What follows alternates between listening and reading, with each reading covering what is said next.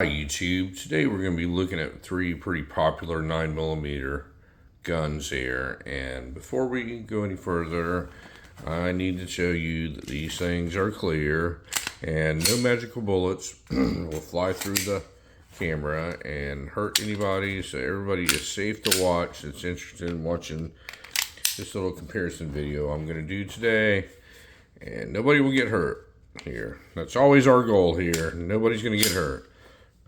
So we got three cleared weapons. So what we're going to be comparing here, we're going to be comparing the almighty popular Glocks to a Taurus.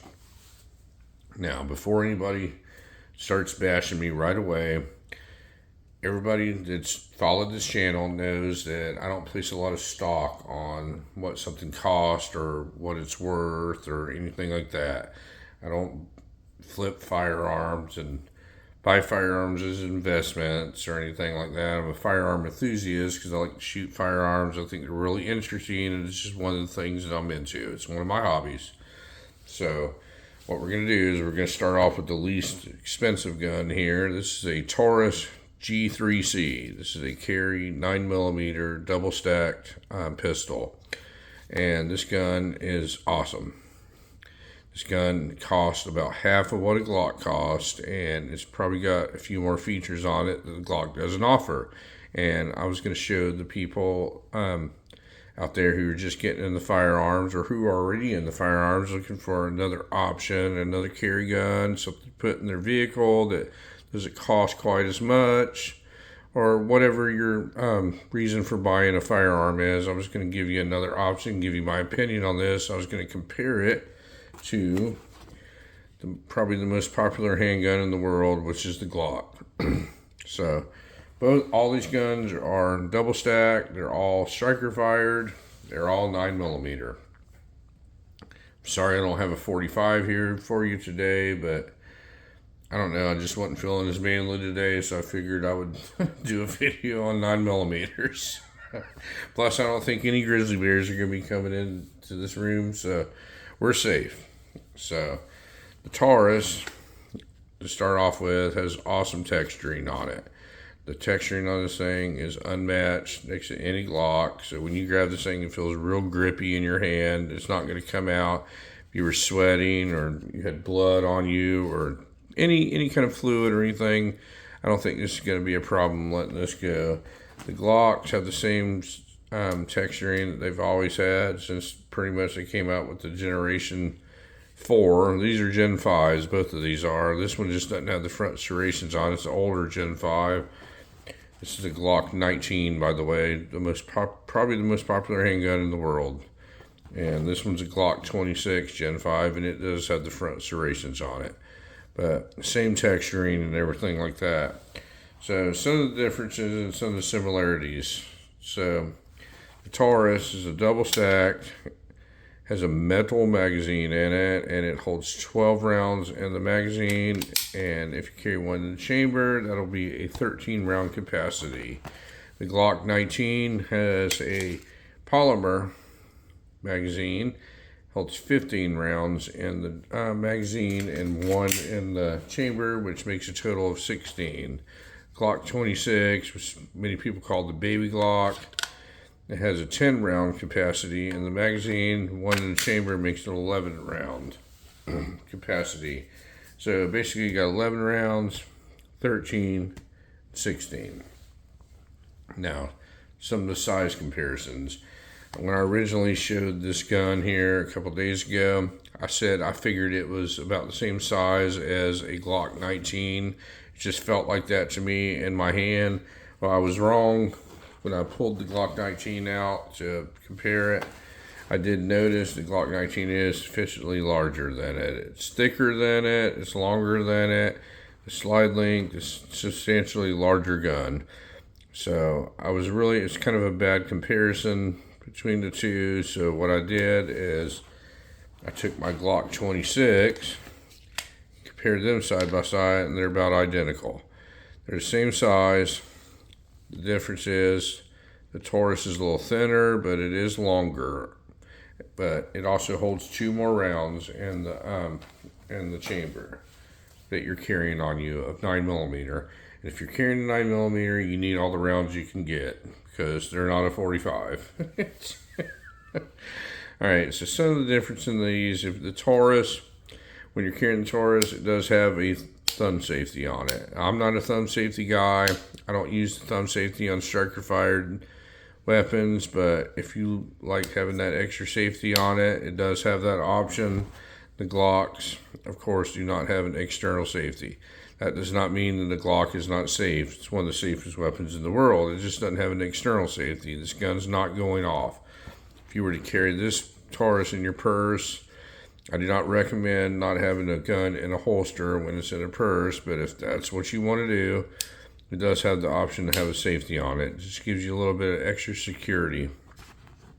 So, one of the other differences in the Taurus is it has this little extension on the magazine. So if you look at my 2 fingers here, that's all that goes on the grip, and it does have that pinky extension that sticks on it. So your full hand fits on this. It's all psychological, but a lot of people like to feel their whole hand on a gun when they're shooting it. And the little 26 that I have here, this is the closest in size. Only my 2 middle fingers fit on there. My pinky is free. Like I said, folks, it's psychological. I can shoot this gun just as good as I can shoot the other 2. It's just experience and shooting firearms. These are your strong fingers right here. Of course, the 19 is a full hand, goes on the entire grip without any magazine or anything in it. But this is a bigger gun. Now, some of the other differences is the Taurus, it's got front serrations on it, and they are angled, and I think they're a little bit more aggressive. They're a little bit more grippy than the Glock. The Glocks just seem to be a little bit slicker, and they have the same straight up and down serrations that any other Glock has. Now, one of the things about these Generation 5 Glocks, these things are slick. And in my opinion, if you were in a stressful situation, you had blood, sweat, or something on you, I could see this being real slippery. Now, these are somewhat grippy, but this slide is pretty slippery on them. And I think that's like whatever coating they changed over to when they did the Generation 5s, because my older ones aren't this slick. But the Taurus, it's got the front serrations on it. For all the press checkers, they want to press check their guns, you can do that. And this thing just feels a lot grippier to me. It's kind of got these angles. The slide is kind of angled up and all that. And I don't know, this gun just feels like a lot grippier. Like if I was in some kind of heated situation and there was moisture or blood or anything, I think this one feels a little bit better in your hand. So the other differences is the Glock, they have a weird grip angle to them. And I've always said this, and I'm not the only one that thinks this. They just feel different than any other firearm. When you're holding it in your hand, it's not bad, but it's just different. I guess the way you could say is the grip angle on it. The Taurus feels a lot more comfortable in your hand. It just fits more like a glove in your hand. So I would give a little bit of advantage to the grip on the Taurus over the Glock. Now, some of the other features of them, they're pretty much the same. They break down exactly the same. I mean, this is pretty much a copy of a Glock. So you have your takedown releases right here, right in the middle, same place you would have it on the Glock. Now, this one doesn't have ambidextrous stuff on it, and neither did Glock until they came out with this Generation 5, and now they have ambidextrous slide stops and all that on it. Same with this one. This is Generation 5, so it does have the ambidextrous stuff on it. Anything prior to Generation 5 on Glocks, they did not have ambidextrous slide stops or anything like that, so they were pretty basic. Now, the latest model Taurus here, it takes Glock sights, and this one comes with metal sights, folks, and Glocks do not. If you look at the stock Glock sights, these are plastic. And if you were to carry this around, or if you were in a real bad situation and you had to use the magazine to, I'm sorry, the sight to charge the firearm, this can break very easy. Taurus cannot, because it's got a metal sight on it. And it's got little serrations on it for glare and all that. I don't think that's really that big a deal, but some people like it. This thumb shelf right here to rest your thumb on is awesome. It's very, very, very comfortable for placing your thumbs on this gun. The Glock does have it, but it's not as defined and it's not quite as comfortable in your hand. So we give it a little bit of edge to the Taurus on that also. When you buy a Glock, it's got this little hole right here in the frame, and they actually sell a plug that you have to pay extra money for to cover this up. And everybody that's ever carried a Glock knows this fills up with grime and dirt and dust and everything from carrying it around. Well, the Taurus doesn't have that. It's already plugged from the factory. One of the other things that people do, like when they carry this little 26, they freak out because their pinky finger is not on it. They're like, oh man, what do I do? So they go out and spend more money and they buy a pierce extender, little pinky extension to go on this, put their pinky on. The Taurus comes with that on the magazine from the factory. So when you put it on here, if you notice, only my 2 fingers are on the grip. It's got the pinky extension, so it feels like a full-size firearm on the front. Angles up, just like the Glock would have that you spend the extra money for. So the other differences in it, it's got a loaded chamber indicator on top. You can see right here through here to see if the gun's loaded or not. I think you should always know whether your gun's loaded anyway. It's got the little indentions right here. I don't know what they're called, but you can rest your finger in here when you're not ready to shoot. It gives it more stability. The Glock does not have that. Nothing here, so you just rest your finger on the frame, which isn't a big deal, but it is what it is. Now, the biggest difference in these 2 guns here is the triggers on them. So I'm going to pull this out.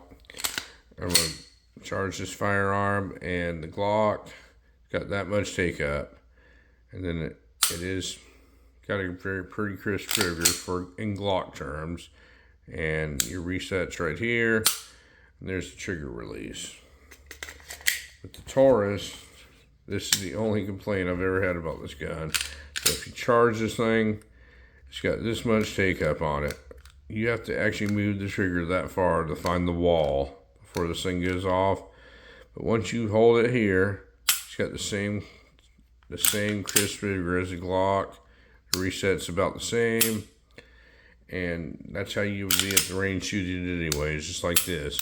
Just the initial trigger pull on the Taurus is going to be different. It's just it's very, very odd when you shoot firearms as much as I do, and you've been shooting all the other ones all day long. You pick this one up, it just feels really weird.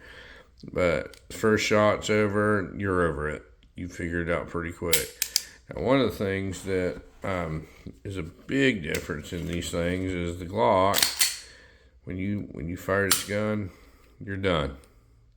If you had a bad round in it, you're going to have to clear the malfunction out and roll with it. With the Taurus, which I think is very neat, charge this firearm, fire it. The round doesn't go off. It's got double strike capability. So this thing, as many times as you pull the trigger, it'll still fire that weapon. Still fire that round. If the round's that bad, you'll have to clear the malfunction anyway. Now we're going to talk about size and carry things. So this is probably the most carryable gun. It's very small. It holds 10 round capacity, and it is the same size as the Taurus. Just a little bit longer, and this one holds 2 more rounds in it. Now, a lot of people complained about this gun here, and Glock came out with the Glock 43X, which is essentially the same size as this, only it's in a single stack. It only holds 10 rounds. So basically, you gained a lot of grip linked right here, and you have the same capacity as the one that they already made that has the short grip, which is the most important thing when you're trying to deep conceal something. Well, this gun gives you a better option. It's the same exact size as this Glock 26, has a little bit longer, and it's double stack and holds 12 rounds.